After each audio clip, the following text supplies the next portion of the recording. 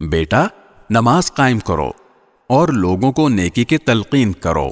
اور برائی سے روکو، اور تمہیں جو تکلیف پیش آئے اس پر صبر کرو، بے شک یہ بڑی ہمت کا کام ہے۔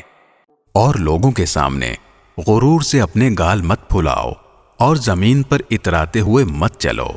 یقین جانو اللہ کسی اترانے والے شیخی باز کو پسند نہیں کرتا۔ اور اپنی چال میں اعتدال اختیار کرو اور اپنی آواز آہستہ رکھو، بے شک سب سے بری آواز گدھوں کی آواز ہے۔